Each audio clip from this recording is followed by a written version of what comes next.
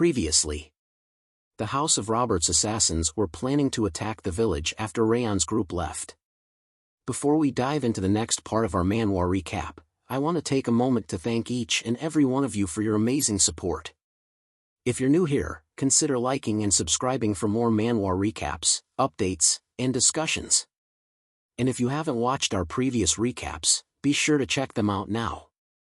Now, let's get started with part 8 of our manhwa recap. As the night deepens, the scene shifts to a cozy house within the village. Raon's group is seated around a warm dinner table, laughing and chatting as they savor their meal. The soft glow of candles and the crackling of the fireplace create a peaceful ambience, a stark contrast to the darkness gathering outside. Raon takes a bite of his food, his eyes drifting into thought about Sieghart. Raon, to himself, I was a bit worried about him at first, but he's doing much better than I anticipated. Noting that he didn't exploit his title for personal gain or to feed his ego. Instead, he prioritized the success of their mission and took the time to reassure the village chief and its people. Raon observes that Ben is genuinely making an effort to improve. Raon's thoughts continued, shifting his concern elsewhere. It wasn't Ben I should be worried about. Ben and the trainees were more than capable of handling the monsters on their own, even if I weren't here. Raon's mind turned to a more pressing concern, the mysterious individual who had been monitoring their movements from the outskirts of the village. Though he couldn't be certain, Raon had sensed the person's presence vanish towards the mountains as soon as they entered the village. Raon's thoughts lingered on the unknown observer, sparking a nagging question: was this a test orchestrated by the Sieghart household, or was it someone else entirely, lurking in the shadows? I guess we'll find out tomorrow. The scene shifted to the next morning, where Raon's group stumbled upon a disturbing discovery. The ground bore the unmistakable tracks of orcs' footprints. Ben knelt down to examine the footprint more closely, his expression grim. It's clear, he announced to the group, monsters are indeed lurking in the vicinity. The village head approached the group, a look of concern etched on his face. This time of year, monsters typically appear in our vicinity, he explained. However, this year is different. The number of monsters is triple what we normally face. I'm afraid our village isn't equipped to handle such a large-scale threat. To be precise, our scouts have counted over 100 monsters in the surrounding area, the village head elaborated, his voice laced with worry. Given the terrain and our limited visibility, it's likely the actual number exceeds 200. The issue isn't just the sheer number of monsters, the village head cautioned.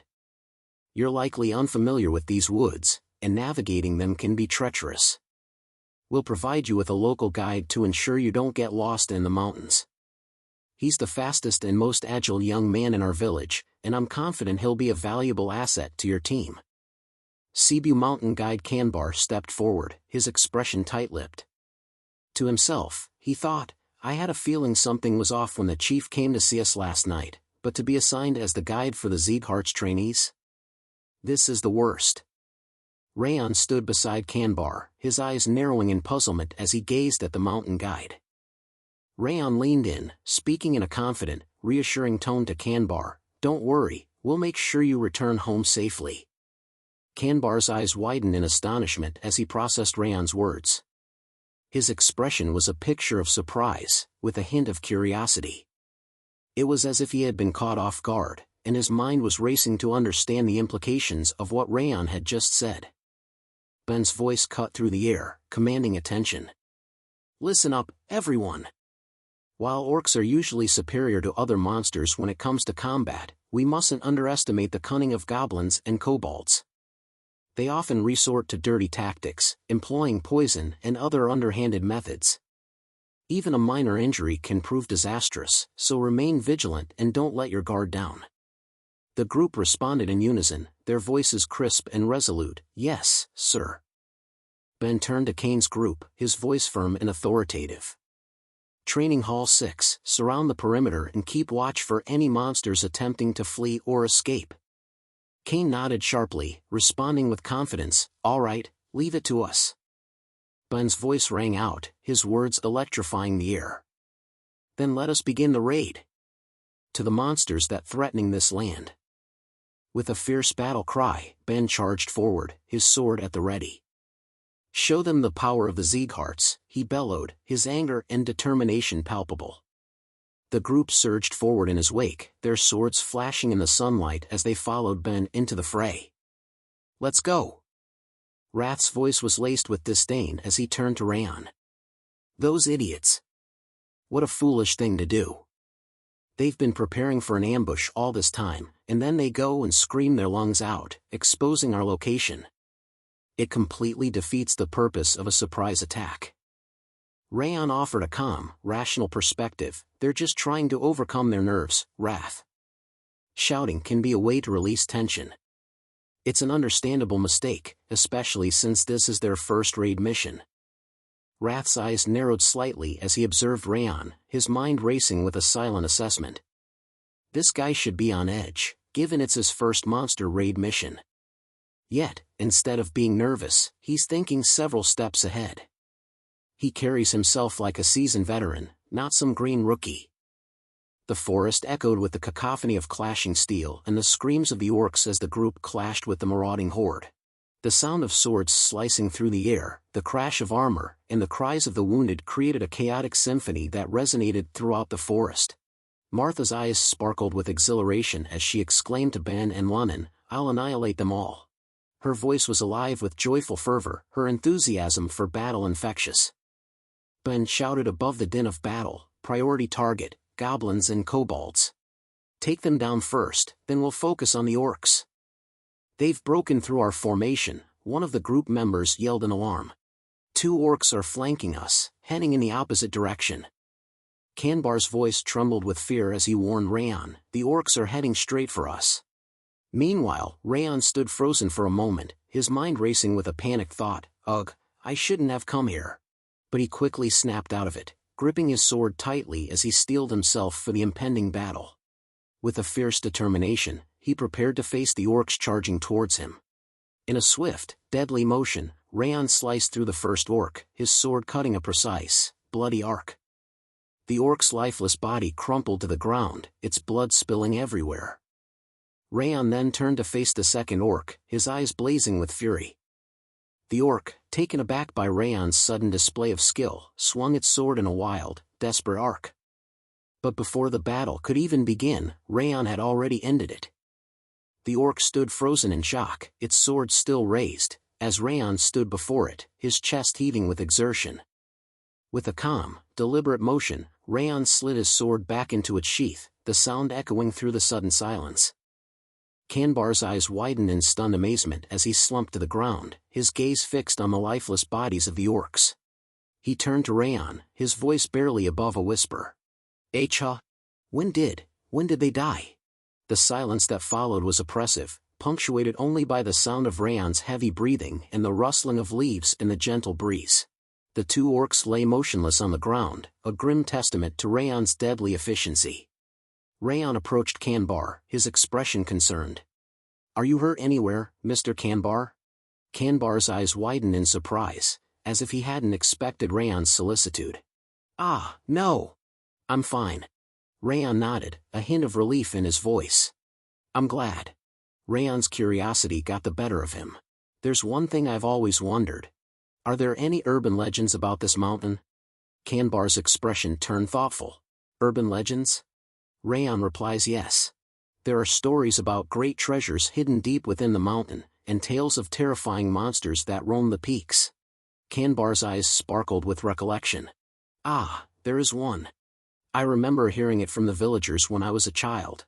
Kanbar's eyes took on a faraway look as he began to recount the legend. According to the story, hundreds of years ago, a fierce battle took place on this very mountain. The king of the goblins, a powerful and malevolent ruler from the western lands, marched his dark army against the knights who protected this realm. Raon listened intently, his interest piqued by the tale. Kanbar's voice took on a conspiratorial tone as he continued the tale. It's said that the Goblin King's ring, a powerful artifact rumored to grant its wearer immense power and control over the dark forces, is still buried somewhere on this mountain. Raon's eyes widened in astonishment, his expression frozen in stunned silence. Raon's gaze drifted off into the distance, his mind racing with newfound understanding. He thought to himself, I see. I get it now. The eyes I can feel on me right now, and the ones I felt before. It all makes sense.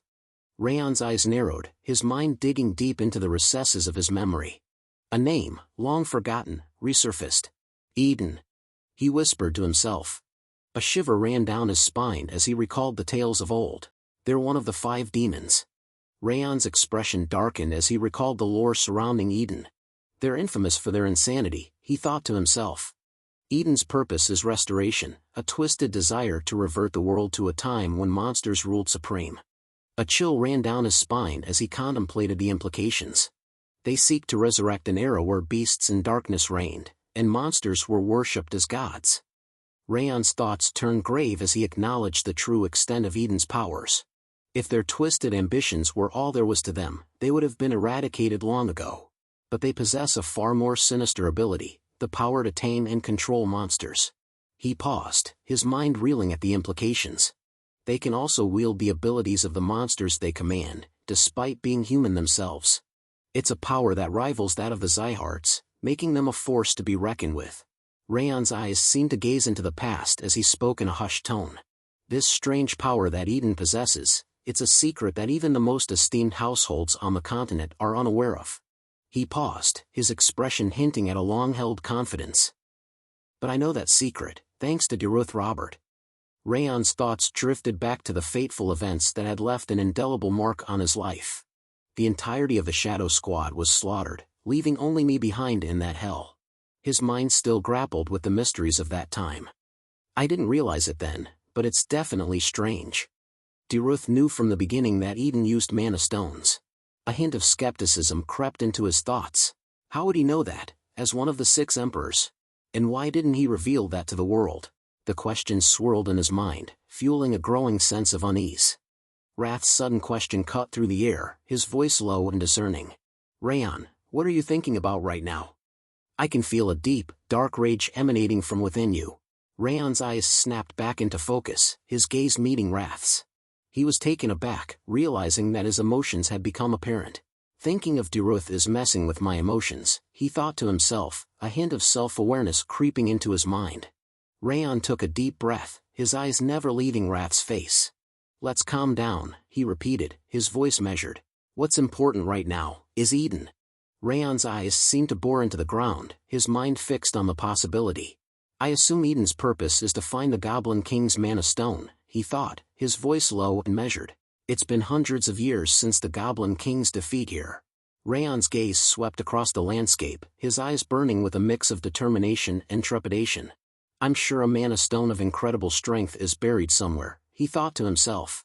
Raon's eyes narrowed as the pieces fell into place. His mind racing, he thought to himself, so, their plan must be to make us think we've accomplished our mission, just to get us out of the way, allowing them to secretly search for the mana stone once we're gone. Ben's voice pierced the air, his eyes blazing with a fierce determination. That's the leader, he screamed to the group. I'll end this with one ultimate attack, and rush to attack. Just as Ben was about to unleash his ultimate attack, a massive explosion rocked the ground, sending shockwaves in all directions.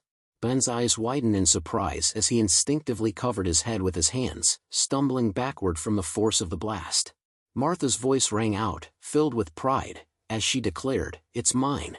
A triumphant smile spread across her face. Ben's expression, on the other hand, was a picture of disgruntlement. He muttered under his breath, his voice low and laced with embarrassment, "How undignified." Martha's smile only grew wider as she gazed at Ben, clearly delighted by his reaction.